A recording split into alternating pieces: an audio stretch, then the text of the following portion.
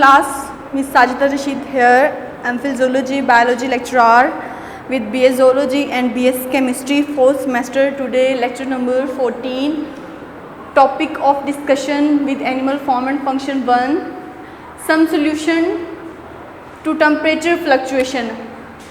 अगर टेम्परेचर में फ्लक्चुएशंस आ रही हैं, टेम्परेचर में चेंजेस आ रही हैं, तो इसका क्या सोल्यूशन है? Either animal will adjust according to the changing temperature, either will die. क्या जो डिफरेंट लिविंग ऑर्गेनिज्म हैं वो इन्वायरमेंट की चेंजिंग्स को बियर कर सकते हैं या फिर उनकी डेथ हो जाती है। इसका क्या सोल्यूशन है हमारे पास? तो there are two categories of animal according to their body temperature adjustment. First one, ectotherms. Ectotherms mean ऐसे individuals, ऐसे organism जो अपना internal body temperature है वो according to the environment adjust करते हैं। जैसे कि I will explain it and clear it according to their definition. What are ectotherms? Ectotherms are those derive most of their body heat, अपनी ज़्यादातर जो body heat है वो derive करते हैं from the environment rather than their own metabolism.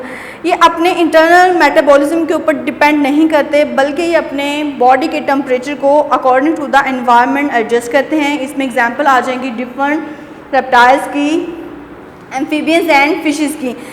मतलब कि एक्टोथर्म्स वो लिविंग ऑर्गेनिजम्स हैं जो अपना बॉडी का जो टेम्परेचर है वो इन्वायरमेंट के अकॉर्डिंग सेट करते हैं। मीन टू से अब आपने देखा होगा कि जो स्नेक्स हैं, रेप्टाइल्स हैं, वो बहुत ज़्यादा विंटर सीजन में अपने बिलों में छुप जाते हैं, ठीक है, क्योंकि वो बहुत ज़्यादा सर्दी को बियर नहीं कर सकते। जैसे ही धूप या सनलाइट उनको नज़र आती है तो वो सन बास्किंग करते हैं और क्या करते हैं, हीट को ऑब्जॉर्व करते हैं और अपनी बॉडी का टेम्परेचर है उन्होंने एनवायरनमेंट के अकॉर्डिंग एडजस्ट कर लिया है, सेट कर लिया है। That's why these organism will be called ectotherms. अब सेकेंड कैटेगरी के according endotherms. Endo mean inside and ecto mean outside. ऐसे ऑर्गेनिज्म जो कि आउटसाइड इन्वायरमेंट के ऊपर डिपेंड करते हैं, this will be called ectotherms. जबकि ऐसे इंडिविजुअल्स, ऐसे लिविंग ऑर्गेनिज्म जो अपने इंटरनल बॉडी टेम्परेचर के ऊपर डिपेंड करते हैं, इंटरनल मेटाबॉलिज्म के ऊपर डिपेंड करते हैं, ऐसे इंडिविजुअल को, ऐसे ऑर्गेनिज्म को क्या कहते हैं? एंडोथर्म्स।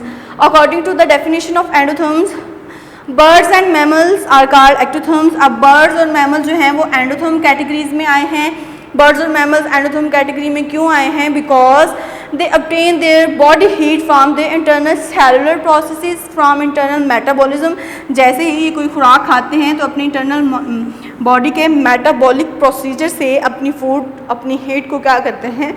ऑब्जॉर्व करते हैं। आपने देखा होगा कि बर्ड जो है वो अपनी बीक को अपने परों के ऊपर, अपनी विंग्स के ऊपर रब करते हैं। रब करने से क्या होता है? उनका इंटरनल मेटाबॉलिज्म क्या होता है? वो गेन होता है, हीट क्या होती है? एब्जॉर्ब होती है। इसी तरह जो मैमल्स हैं वो सर्दियों में अपनी बॉडी का टेम्परेचर कैसे एडजस्ट करते हैं? वो अपनी फूड से हीट को क्या करते हैं? ऑब्जॉर्ब करते हैं। वो इन्वायरमेंट के ऊपर डिपेंड नहीं करते। अगर इन्वायरमेंट चेंज हो रहा है तो डजेंट मैटर, वो अपनी बॉडी का जो टेम्परेचर है वो अपने इंटरनल मेटाबॉलिज्म से खुद ही क्या कर लेते हैं? मेंटेन कर लेते हैं। मीन टू से उनको सन बास्किंग करने की ज़रूरत नहीं है, वो अपने इंटरनल मेटाबॉलिज्म से ही हीट को क्या कर लेते हैं? एब्जॉर्ब कर लेते हैं। अगर हीट ज़्यादा है तो वो फिर क्या करते हैं? इवेपोरेशन प्रोसीजर से अपनी बॉडी के टेम्परेचर को एडजस्ट कर लेते हैं। सो ये जो ऑर्गेनिज्म है ये अपने इंटरनल मेटाबॉलिज्म के ऊपर डिपेंड करते हैं। एक कांस्टेंट सोर्स ऑफ हीट जो है ज़रूरी होता है for the adjustment of the temperature. Our topic of discussion according to lecture number 14, animal form and function 1, some solutions to temperature fluctuation। अगर टेम्परेचर में फ्लक्चुएशंस आ रही हैं, टेम्परेचर में चेंजेस आ रही हैं, तो क्या डिफरेंट जो लिविंग ऑर्गेनिज्म हैं वो कैसे इस चेंजेबल टेम्परेचर को कैसे फेस करते हैं? आइदर उनकी डेथ हो जाती है या आइदर वो उनके सर्वाइवल चांसेस इंक्रीज़ होते हैं या फिर इंक्रीज़ नहीं होते। इसकी टू मेजर कैटेगरीज हैं, एक्टोथर्म्स एंड एंडोथर्म्स। एक्टोथर्म्स वो ऑर्गेनिजम्स हैं, वो लिविंग ऑर्गेनिज्म है जो टोटली अपने बॉडी टेम्परेचर के लिए आउटसाइड इन्वायरमेंट के ऊपर डिपेंड करते हैं, अपनी एनर्जी को, अपनी हीट को इन्वायरमेंट से डिराइव करते हैं, इन्वायरमेंट से उस हीट को ऑब्जॉर्व करते हैं और इसी तरह अपने इंटरनल मेटाबॉलिज्म के ऊपर डिपेंड नहीं करते। ये अपनी हीट को गेन भी इन्वायरमेंट से करते हैं और अगर लूज़ करना है तो वो भी इन्वायरमेंट से। मीन टू से it depend totally on their outside environment for their temperature adjustment. इसमें एम्फीबियंस, रेप्टाइल्स और फिशेस आ जाएंगी। और उसके बाद second category that is endotherm. Endotherm mean